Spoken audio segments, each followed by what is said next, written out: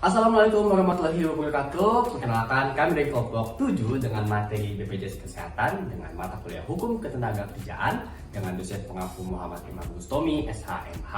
Dan kami dari kelompok 16 dengan saya sebagai Antoni Sirigar dengan NIM 23040101521.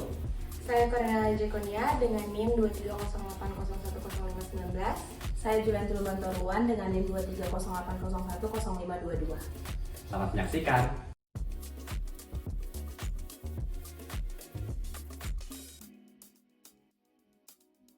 Visi dan misi BPJS Kesehatan, yaitu visinya menjadi badan penyelenggara yang dinamis, akuntabel, dan terpercaya untuk mewujudkan jaminan kesehatan yang berkualitas, berkelanjutan, berkeadilan, dan inklusif. Kemudian, misi dari BPJS Kesehatan yaitu yang pertama, meningkatkan kualitas layanan kepada peserta melalui layanan terintegrasi berbasis teknologi informasi. Kemudian yang kedua, menjaga keberlanjutan program JKN-KIS dengan menyeimbangkan antara dana jaminan sosial dan biaya manfaat yang terkendali. Kemudian yang ketiga, memberikan jaminan kesehatan yang berkeadilan dan inklusif mencakup seluruh penduduk Indonesia. Kemudian yang keempat, memperkuat engagement dengan meningkatkan sinergi dan kolaborasi pemangku kepentingan dalam mengimplementasikan program JKN-KIS. Kemudian yang kelima atau yang terakhir, meningkatkan kapabilitas badan dalam menyelenggarakan program JKN-KIS secara efisien dan efektif yang akuntabel, berkehati-hatian dengan prinsip tata kelola yang baik, SDM yang produktif, mendorong transformasi digital, serta inovasi yang berkelanjutan.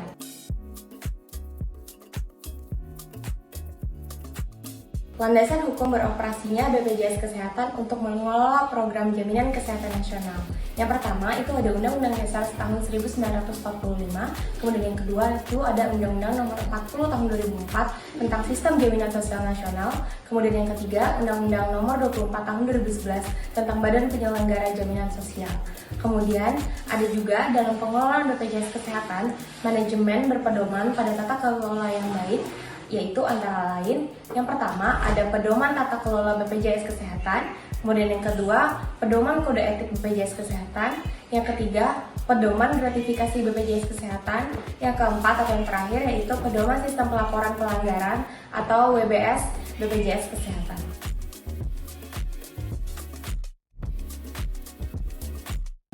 Yang kemudian yang ketiga ada tugas dan fungsi BPJS Kesehatan. Tugas BPJS Kesehatan sendiri yang pertama, melakukan dan atau menerima pendaftaran peserta. Kemudian yang kedua, memungut dan mengumpulkan iuran dari peserta dan pemberi kerja. Kemudian yang ketiga, menerima bantuan iuran dari pemerintah. Yang keempat, mengelola dana jaminan sosial untuk kepentingan peserta. Yang kelima, mengumpulkan dan mengelola data peserta program jaminan sosial. Yang keenam, membayarkan manfaat dan atau membiayai pelayanan kesehatan sesuai dengan ketentuan program jaminan sosial. Kemudian yang ketujuh, memberikan informasi mengenai penyelenggaraan program jaminan sosial kepada peserta dan masyarakat. Kemudian fungsi BPJS Kesehatan, yaitu BPJS Kesehatan berfungsi menyelenggarakan program jaminan kesehatan. Dijelaskan dalam Undang-Undang Nomor 40 Tahun 2004 tentang Sistem Jaminan Sosial Nasional bahwa jaminan kesehatan diselenggarakan secara nasional berdasarkan prinsip asuransi sosial dan prinsip ekualitas, dengan tujuan menjamin agar peserta memperoleh manfaat pemeliharaan kesehatan dan perlindungan dalam memenuhi kebutuhan dasar kesehatan.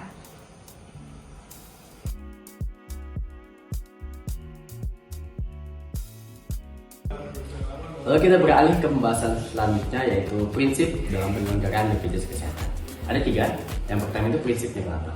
Artinya BPJS Kesehatan itu tidak menerima keuntungan. Kalaupun ada keuntungan, itu pasti akan dikembalikan kepada masyarakat. Lalu yang kedua, itu adalah prinsip keadilan sosial. Artinya apa? Semua warga Indonesia ini berhak untuk mendapatkan BPJS Kesehatan. Karena salah satu hak dari warga Indonesia yaitu mendapatkan kesehatan. Dan semua masyarakat Indonesia harus mendapatkan. Dan yang ketiga, ada prinsip kesehatan ini wajib. Wajib untuk apa? Untuk diterima oleh seluruh masyarakat Indonesia. Kembali ke prinsip yang kedua, yaitu keadilan sosial. Semuanya itu wajib mendaftarkan BPJS Kesehatan agar semua warga Indonesia itu bisa mendapatkan kesehatan.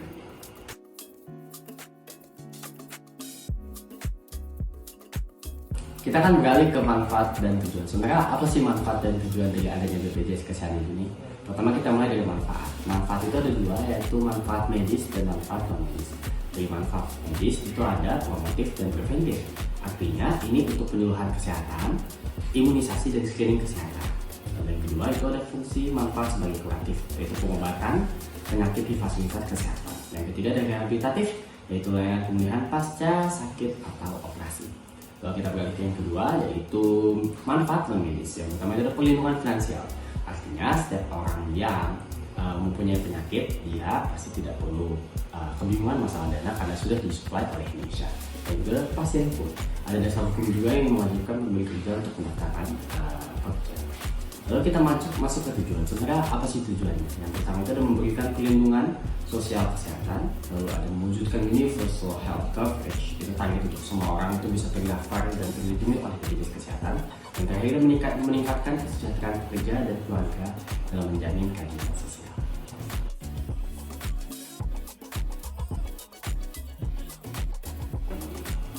Lalu yang terakhir dari saya, sebenarnya apa sih ruang lingkup dari kewenangan BPJS Kesehatan? Itu yang pertama ada menagih iuran, pembayaran iuran. Lalu yang kedua itu ada menempatkan dana jaminan sosial sebagai investasi jangka pendek dan jangka panjang. Yang ketiga ada melakukan pengawasan dan pemeriksaan atas kepatuhan peserta dan pemberi kerja. Lalu yang keempat ada membuat kesepakatan dengan fasilitas kesehatan. Yang kelima ada membuat atau menghentikan kontrak kerja dengan fasilitas kesehatan. Yang keenam menggunakan sanksi administratif kepada peserta ataupun pemberi kerja. Lalu melaporkan pemberian kerja kepada instansi yang berwenang atas ketidakpatuhannya. Lalu yang terakhir itu ada melakukan kerjasama dengan pihak lain dan rangka penyelenggaraan program jaminan sosial.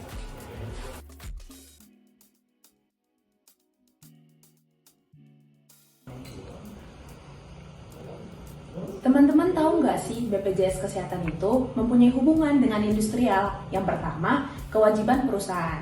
Setiap pemberi kerja wajib mendaftarkan seluruh pekerjaannya dan anggota keluarganya masuk ke dalam BPJS Kesehatan. Yang baru iuran itu dibayar bersamaan, jadi ditanggung sama perusahaan sama juga ditanggung sama sebagian orang oleh pekerja. Yang kedua itu perlindungan hak pekerja. Dengan kepesertaan BPJS Kesehatan, pekerja berhak mendapatkan layanan kesehatan yang layak. Jika pekerja sakit atau dirawat di dalam rumah sakit, itu dia dilayani menggunakan BPJS, sehingga perusahaan tidak terbebani langsung. Yang ketiga itu sanksi bagi perusahaan yang lalai. Jika perusahaan tidak mendaftarkan pekerjaannya, ada sanksi administrasi. Misalnya, yang pertama itu teguran tertulis, yang kedua itu denda, dan yang ketiga itu tidak mendapatkan pelayanan publik tertentu, misalnya perizinan usaha atau izin mendirikan pembangunan. Yang terakhir itu pencabutan izin usaha.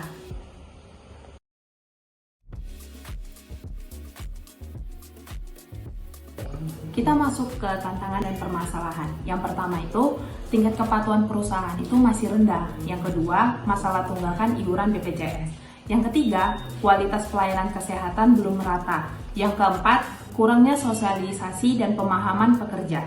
Jadi bagi perusahaan yang melanggar aturan ini ada sanksinya. Itu diatur dalam pasal 17 Undang-Undang Nomor 24 Tahun 2011 tentang BPJS. Yang seperti saya katakan sebelumnya, itu ada bentuk sanksi seperti beragam, ada yang teguran, tertulis, denda administrasi, hingga sanksi yang bersifat pembatasan akses.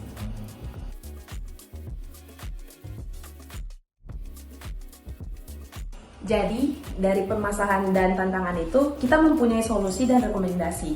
Yang pertama itu, penguatan pengawasan dan sanksi yang tegas. Yang kedua itu, skema subsidi bagi UKM yang kesulitan iuran. Yang ketiga itu, peningkatan kualitas pelayanan kesehatan dan sistem rujukannya.